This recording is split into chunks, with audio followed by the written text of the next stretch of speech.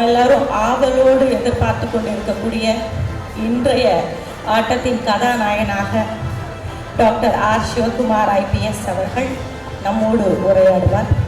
அனைவருக்கும் மாலை வணக்கம். இந்த நிகழ்ச்சியை மிகச்சிறப்பாக நடத்தி கொண்டிருக்கின்ற ரேடிக்கல் செக்ஸ் அகாடமி மற்றும் ஜெயன் ட்ரஸ்ட் அவருடைய நிர்வாகத்தினருக்கு பாராட்டுக்கள்.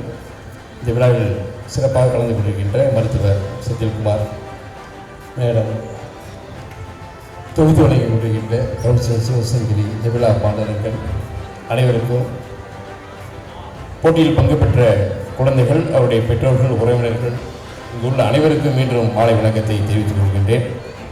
ஒவ்வொரு ஆண்டும் ஜூன் 3வது ஞாயிற்றுக்கிழமை தந்தையர் தினமாக கொண்டாடி கொண்டிருக்கிறார்கள். இது இன்றைய நாள் தந்தையர் தினம்.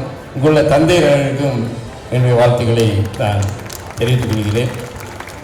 ஏன்னா ஆண்களுடைய தினம் பெருசாக கொண்டாடுறதில்லை, இது மகளிர் தினமாக தான் வேறு மாதிரி இருந்திருக்கும். அதனால் நாம் தான் நம்ம ஞாபகப்படுத்திக்கணும். அதில் மீண்டும் தந்தையர் தின வாழ்த்துக்களை உங்கள் அனைவருக்கும் சொல்லிக் கொள்கின்றேன். இப்போ இந்த கொரோனா வந்ததுக்கு பிறகு வருவதற்கு முன்பு அப்படின்னு நம்ம பிரித்து பார்த்தோம்னா சுகாதாரத்துறையிலும் சரி கல்வித்துறையிலும் சரி நிறைய மாற்றங்கள் ஏற்பட்டிருக்கு. ஒரு 10 வருஷத்துக்கு முன்னே வெளியே விளையாடி இருக்கிற பையன் நம்ம சொல்லுவோம், ஏன்டா விளையாடிட்டு இருக்கிற, வீட்டில் வந்து படிடா அப்படின்னு சொல்கிறோம். எப்போ நாம் வந்து செல்ஃபோன் மூலமாக நம்ம கல்வியை கொடுத்தோமோ, ஆன்லைன் மூலமாக கிளாஸ் கொடுத்தோமோ, ஏன்டா வீட்டிலே இருக்க, தயவுசெய்து வெளியில் போய் விளையாடுறா அப்படின்னு சொல்கிற அளவுக்கு ஒரு பெரிய தலைகீழ் மாற்றத்தை வந்து இந்த கொரோனா பீரியடு இந்த சோஷியல் டிஸ்டன்ஸை மெயின்டைன் பண்ணுறதுக்காக வந்து விட்டது. ஆனால் அது உண்மைதான். இப்போ நிறைய பேர் வந்து விளையாடுறதே இல்லை. எப்படி படிக்கணும், ஒரு மாணவன் எப்படி இருக்கணும்னு பாரதியார் ரொம்ப தெளிவாக சொல்லியிருக்காரு. காலை எழுந்தவுடன் படிப்பு, பின்பு கனிவு தரும் நல்ல பாட்டு, மாலை முழுவதும் விளையாட்டு, இதை மனதில் வைத்துக்கொள்ள பார்ப்பேன். ரொம்ப சிம்பிளாக ஒரு எஜுகேஷனை கேரிக்குள்ளது அழகாக பாரதி சொல்லிக்கிறார். வளர்கிற பையனுக்கு விளையாட்டு வேணும், படிப்பு வேணும், கலை நிகழ்ச்சி வேணும். இப்படி இருந்தால் தான் நல்ல மாணவன் மட்டும் இல்லை, நல்ல மனிதனும் ஒரு சமுதாயத்துக்கு கிடைப்பான் அப்படிங்கிற நோக்கத்தில் பாரதியார் சொல்லியிருக்காரு. ஒரு கல்வி திட்டம், ஒரு பள்ளிக்கூடம் அந்த மாதிரி தான் நடத்தணும். படிப்பு இருக்கணும், விளையாட்டு இருக்கணும், கலை நிகழ்ச்சிகளும் இருக்கணும். அதே போல் எதை படிக்கணும்னு இருக்குது. இப்போ செல்ஃபோன் யுகத்தில் காவல்துறைக்கு வரக்கூடிய நிறைய புகார்கள், நிறைய செல்ஃபோனில் தப்பாக பேசிட்டாங்க, என்னுடைய பணத்தை இழந்துட்டேன், ஒரு ஓடிபி வந்து நான் பதில் சொல்லிட்டேன், இப்படி தான் போகுது. ஒரு 30 வருஷத்துக்கு முன்னே ஒரு 50 ரூபாயை நம்ம பேங்க்லேருந்து எடுக்கணும்னா 1 hour ஆகும். பேங்க் போகணும், பாஸ்புக்கை கொடுக்கணும், சலானை போட்டு தரணும், டோக்கன் வரும், வெயிட் பண்ணணும், இவ்வளோ தெளிவாக இருந்துச்சு. இப்போ 5 நிமிஷத்தில் நீங்கள் ஏதாவது ஒரு தவறு பண்ணிங்கன்னா 5 லட்சம் ரூபாய் உங்கள் அக்கௌண்ட்லேருந்து வேறு அக்கௌண்ட்டுக்கு போகக்கூடிய அளவுக்கு அறிவியல் வளர்ச்சியில் வேகமும் இருக்குது, ஆபத்து இருக்குது. ஸோ அதனால தான் 1930 அப்படிங்கிற ஒரு எண்ணம் வந்து நாங்கள் காவல்துறையில் ரொம்ப சொல்லிகிட்டு இருக்கோம். அப்படி ஏதாவது தவறுதலாக உங்கள் செல்ஃபோனிலிருந்து நீங்கள் தெரியாமல் உங்கள் பணம் வேறு ஒரு இதுக்கு மாறிடுச்சுன்னா உடனே இந்த எண்ணுக்கு கால் பண்ணி சொன்னீங்கன்னா அடுத்த டிரான்சாக்ஷன் போகாமல் அந்த உங்கள் பணத்தை எந்த பேங்க்குன்றது அப்படியே ஃப்ரீஸ் பண்ணி வைப்பாங்க.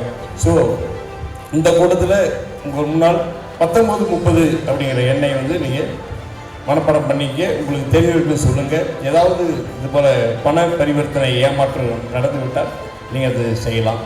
அது மாதிரி வள்ளுவர் சொல்லியிருக்காரு, கற்க கசடர கற்பவை கற்றபின் நிற்க அதற்கு தக. இது மேலோட்டமாக பொருள் பார்த்தோம்னா கற்க கசடர கற்பவை கற்றபின் நிற்க அதற்கு தகனா படிக்கணும், படித்தபடி நடக்கணும் அப்படின்ற மேலோட்டமாக நம்ம பொருள் சொல்ல முடியும். அதில் வள்ளுவர் நுண்ணியமாக ஒரு வார்த்தையை வச்சுருக்காரு, கற்க கசடர கற்பவை கற்றபின் நிற்க அதற்கு. எதை படிக்கணுமோ அதை தான் படிக்கணும்னு அந்த வார்த்தைக்கு நாம் அதிக மரியாதை தரணும். படிக்கிற வயசில் அப் டு ஒரு 25 வயசு வரைக்கும் குழந்தைங்க படிப்பில் மட்டும்தான் கவனம் செலுத்தணும். இங்கே வேறு ஏதாவது இனக்கவர்ச்சியால் வேறு பண்ண நிறைய தவறுகள் நடைபெற்று கொண்டிருக்கிறது. நிறைய ஃபோட்டோ அனுப்புகிறாங்க, அதை மார்க்கிங் பண்ணிடுறாங்க. நிறைய காவல்துறைக்காரர்களுடைய பிரச்சனை எல்லாமே பெரியவர்கள்லாம் பணத்தை இழந்து விட்டோம் என்றும், இளவயதினர்களாலுமே என்னுடைய புகைப்படத்தை, என்னுடைய செய்தியை வேறு விதமாக திரிக்கிறார்கள் என்றும் சொல்கிறார்கள்.